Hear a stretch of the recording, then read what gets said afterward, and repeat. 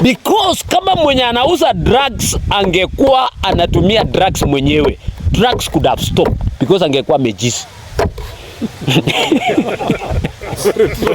Come on, are you a market for somebody? Are you a market for somebody? Because let me tell you, kuna madharau zingine dunia hii where somebody just comes, anaangalia namna hii na anaona population ya Kenya iko aje. Anaona population ya Kenya iko hivi. Yaani hapa juu wazee ni wachache. Hapa chini wenye wanazaliwa ni wachache. Hapa katikati mayouth ni wengi. They see you as a market. So wanaona ni nini tutarushia hawa jamaa? Because they are in millions and they see you as a market. So sometimes you may think you are enjoying na kumbe you are promoting somebody's business. There is somebody who told me, if you want to know a country is doing badly, if you want to know a country is very poor, angalia kama kuna hii story ya betting sana. And I asked him why. He told me because betting is not supposed to be a business. It's supposed to be a game. So that ukibet na ulose, unacheka kwa sababu ilikuwa game. So mnaenda hapo tu kwa nini? Mtu anaweka bet ya tuso, mwingine anaweka tuso na wanacheza. Wewe ukikula unasema kama wewe kula bwana. Ukifanya betting alafu ukilose una faint, you are in the wrong place. You are in the wrong place. Because betting is not supposed to be something to earn. It's supposed to be game. It's supposed to be for fun.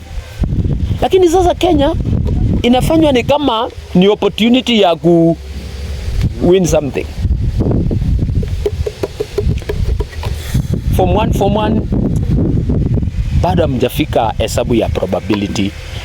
Mkiendelea na hesabu mtapatana na hesabu inaitwa probability. Probability ni kucalculate chance ya kitu kuhappen. Ile vitu yenye tuko na karibu guarantee kabisa kwamba inafanyika 100%, tunasema probability yake ni 1. As in, jua itakuja kesho, tunasema probability ya jua kukuja kesho ni 1. Tangu tuzaliwe na tangu tujue dunia ina exist, jua imekuwa ikikuja. So probability yake isomo guarantee tunasema 1. Kama ni 50-50 tunasema probability ni nusu. In other words, we normally say in terms of trials, ukijaribu kitu mara mbili na tuulize probability ya wewe hii kitu tufanyika, tunasema total number of trials, alafu unaangalia trials yako ni ngapi. Sasa ukikuja hii story inaitwa betting. Unaona vile wana advertise kwa Kenya? Wana advertise kabisa mpaka unaona ni kama around 1 million Kenyans wanaweza jaribu. Na 1 million Kenyans wakijaribu na so moja, yo kampuni ya betting wanaokota 100 million like marapap.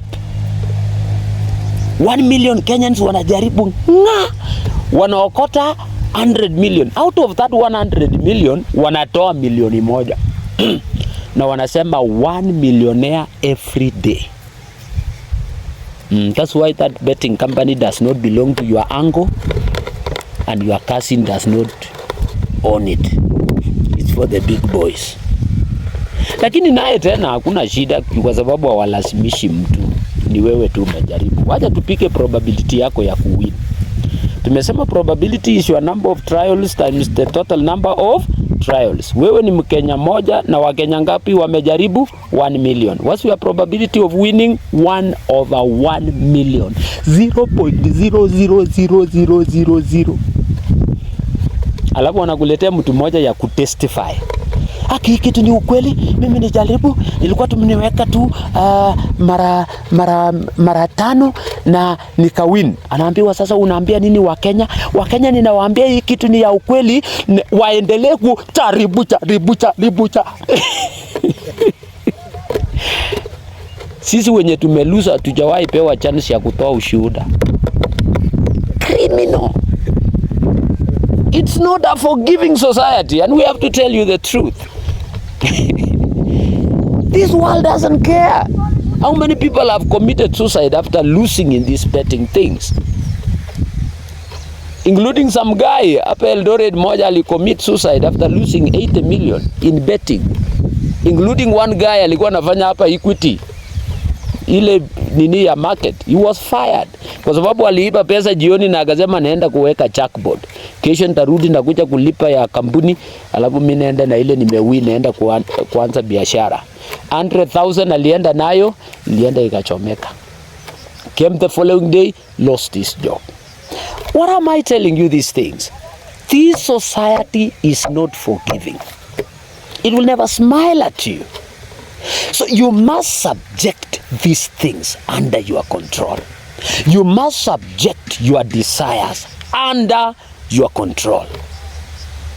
You must subject whatever you feel like you want under your control, so that you have a guided journey. Number one, by you, and number two, by us, who will offer you advice. And we rely on you. Our guidance relies on your goodwill. Because sometimes we may give guidance and you feel like, hawa watu hawataki ni enjoy. Tunakuamsha asubuhi sana, tunakuambia mazee wewe amuka. Wewe unasema sasa mbuyu anataka kutukongesha.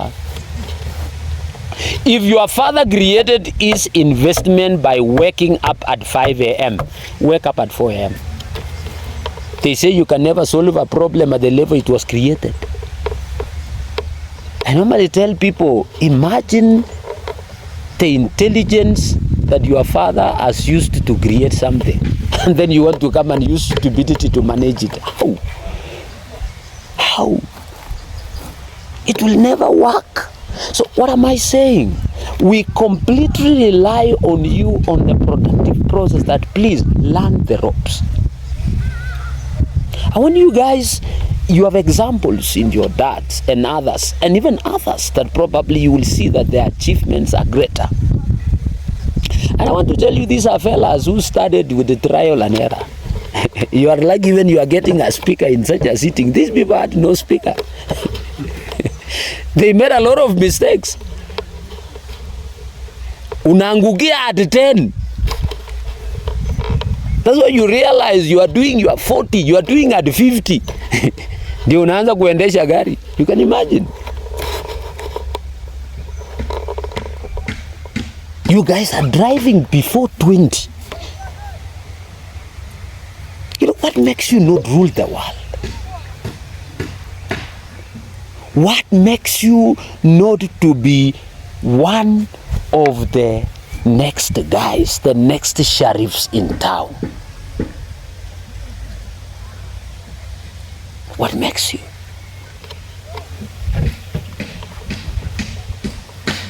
I grew up in a Mbubut forest. My father didn't go to school. Hakuna mtu ya kupelekea report form. Tulikuwa napeleka report form, unaweka kwa mfuko, inaangiwa pale mpaka ile wakati shule inafunguliwa unarudi. You can imagine. And we are here, delayed but not stopped. Now guys, we want to release you like missiles to the world. Think productivity. Think productivity. That's the real definition of a man. Cushion yourself from the things that will derail you. The biggest challenge is that your generation has so many roadblocks. You are accessible to so much information. With this gadget alone, you can take yourself to the next generation.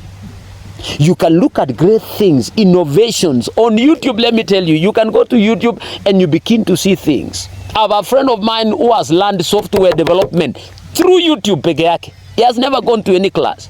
Na ukienda hapa town saizi, almost all the circles ya matatu hapa, they run using his softwares. He was a physics high school teacher. He has now resigned. He runs a company called Wisdom Technologies. Purely YouTube. I have several young men who are now undergoing counseling after becoming addicts of pornography. The same gadget. One is great, another one is under rehabilitation. And I can tell you, the pornography industry is a multi-billion industry. Why? It rides on pleasure, which I told you, it's a powerful force. Guys, I want to tell you, there are people who watch you and they see that you want to succeed. So if you see the girls there, they look at you and they say, this guy is in Kabarak, this guy in Kapsabet Boys. Oh, I want to try my luck here. And you know it is simple. Unateka tu mtu na mtoto, let him succeed, swim for upkeep, and that's it. Anaketi tu kwa nyumba na anasema mtoto lazima apate maisha yenye inakaribiana na ya baba na baba yake. Custody ya mtoto iko kwa nani? Kwa mama. You work, somebody else eats. There is nothing as expensive in this world as being a man and you are stupid. Am I talking? 5 minutes pleasure and you wanna pay with your sweat, your time and your peace. Saa 6 usiku anakupigia simu na anasema unalala ujui hata mtoto pande hii yako namna gani? Mwenye umemuoza yeye anakuambia kumbe bado uko na ex. Engineer, no peace. Pilot, no peace. And that's why you hear somebody committed suicide and he had billions.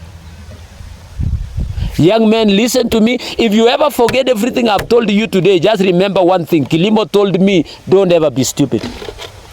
Lala na jicho moja wazi. The problem is that eyes sometimes promise something that it will never deliver. Utaona kamshana kanatembea pale namna hii. Later on you wanna sleep with that girl and it never gives you what it promised. And that's why we've seen people move from one woman to another, from one woman to another. They are looking for something that does not exist. Inaitwa marriages. You do that in physics? Marriages. Ukitembea kwa lami unaona kama kuna maji pale. Ushaona hiyo kitu? Lami imekaa hivi unaona kama kuna maji pale, lakini ukienda inasonga. Hivyo ndio watu za zingine wametembea na women. Anafikiria kuna kitu pale yenye haiko hapa. Akifika pale inasonga. They eventually paid with their own lives. Young men, listen to me and you don't need to experiment. We are telling you reality. Read in papers. The biggest crazy scandals in the world are scandals around sexuality. And today we are now even moving to the spaces where people are preferring to make money by being controversial. The question at Jepkoilel here in the University of Eldoret, involving 2 guys who were saying another one was the wife, another one was the man, and they were married. They were not even married. They were just acting drama here to get some funding from the US. And they sold everything, including their reputation. What happened? Tragic. One of them is now buried. Another one is rotting in prison. Kitu isikuharakishe. Believe in the process. Build yourself step by step. Manage pleasure. Pleasure should be served kama dawa. It should not be the main meal. Ni kama kuweka pilipili kwa chakula. You don't want a whole plate equivalent to the meal. That's why we work and then a small percentage we go and enjoy. But if you are like the whole day, the whole day, that entertainment becomes the main part of your life, you want to be dead. Take it from me. Guys, production process. If you want to be a happy man, produce. If you want to be a man, contribute to this world. You will see how happy you will be. That people will be standing up and say, if it were not because of so and so, we would not be earning a salary. You know, sometimes I come here, I've never met him before, but I was here, like I see the people work here, the people work in the garden and all that. When they go to their homes, they feel like there is somebody who put up something that has fed all our families. You can imagine how many children are now going to school, courtesy of this establishment. Think like that, production. The last 2 will be just very straightforward. I was just setting up that first one because it's the main thing. So the last 2 are just straightforward. That number 2, as a man, after producing, you reproduce. That's how God worked out things. That in whatever you produce, that which you produce must produce. That's the hierarchy. That's why in 28 of that Genesis chapter 1 it says, I want you to be productive, na akasema multiply, replenish, subdue. In other words, God requires that anything that comes to your hands must suffer multiplication. In other words, don't end up lower or remain at where God blessed you. Mungu akikuweka mahali, God wants you to grow and flourish from there. Like for example, this is like almost the end of your parents. But do you know what? It's a beginning for you. There's one thing I've seen in life where there is when something is a fruit and there is when something is a seed. Now where your parents are, fruit. Penye baba yako wako sahi, hiyo ni matunda yake, anaanza kukula. Ukiona huyu jamaa akikamata vitu zake, ameenda mahali retreat, ananyorosha vitu. Yani yeye ako kwa harvesting. Lakini sasa penye wewe huko ni mbegu. So where you are, it's a fruit to your dad, but it is a seed for you. And there is somebody who said, don't allow somebody eating his harvest tempt you to eat your seeds. Ukiona mtu anakula mavuno yake, asikupe temptation ukule mbegu yako. So ukienda shule usingarie mtu kwa sababu umebeba mbegu au hujabeba fruit. Ukienda na gari ya mbuyu siku moja labda amekupea kwamba wewe ende niletee kitu fulani, usitishe watu kwa barabara kwa sababu ni mbegu yako. Hiyo ni mbegu yako.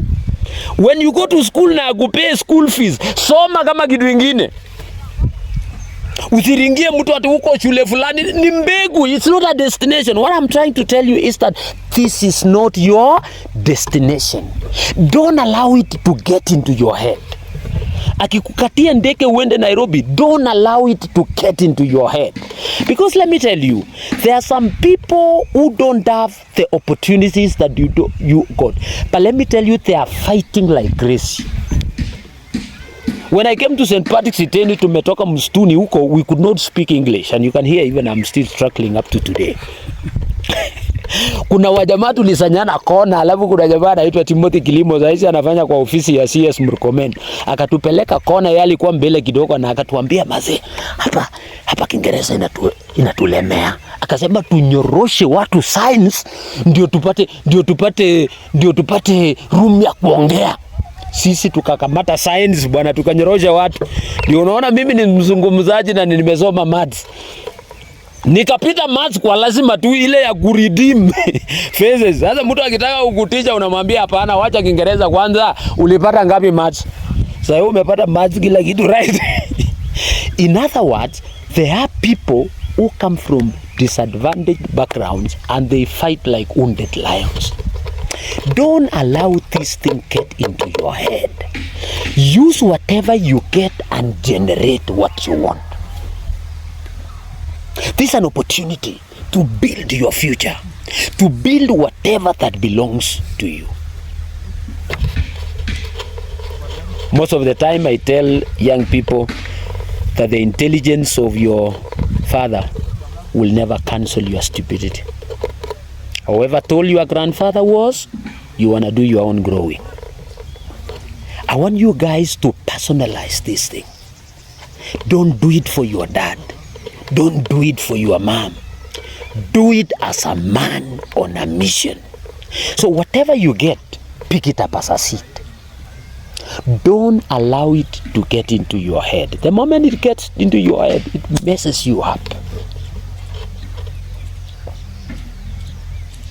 Take a moment to relate and learn from your dad.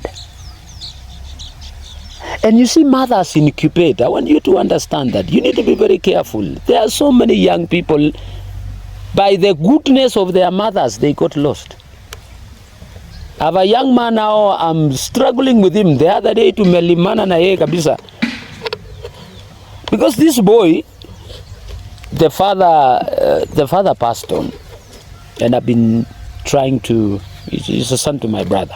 But now the other children, most of them wakati walikuwa wanafika class 5, they come to Eldoret, wanakaa na mimi. But this one, because he was a last born, akabaki na mama yake. One time tulimpeleka boarding, akaruka usiku akarudi nyumbani. And then the mother kept on protecting him. Hey, you know, mnakazia yeye sana. So when he went to form 1, nikampeleka shule huko Baringo ndio akue mbali kidogo. Jamaa ameingia form 2, amekataa akakaa nyumbani juzi. Akasema sasa mimi nataka mniombee shule huko Baringo, hiyo weather hailingani na mimi. Sasa ikabidi sasa kucheza rough. So ile mashule walijaribu kwenda kuomba huko nyumbani, mimi nikapiga simu yote naambia principal usiadmit hiyo kijana. Kijana amesunguka mpaka akasema shule ikae. Nikamwambia sasa, very good. You can now become a bandit. Become a bandit. Become a bandit. And he thought I was joking. Kijana alikaa nyumbani wiki 3. Mpaka the mother, nikamwambia the mother hakuna mjezo. Mimi ndio na deal na hii kijana, wewe songa kando. I told the boy no braka sema hii shule itakaa. So he thought we would be scared. Akakaa wiki ya 3 sasa, akanipigia simu akaniambia sasa kama mnikombei shule mimi naenda kujiua. Nikamwambia sasa wewe kama utatumia kamba utuambie which tree we are coming to collect you from. The boy went back to school. Juice. Let me tell you, sometimes kuna uzuri itawamaliza. Vitu unaenda kupanda, panga hapo kando na mama yako. In fact, ile vitu ulikuwa unapanga na mama iliisha when you were a boy. December hiyo story yote iliisha. The first stop that you must make your engagement is your dad. Very important. I'm not saying you disengage from your mothers, but begin to relate in a manner that you are not seeking protection so that you don't get into engagement of hard labor.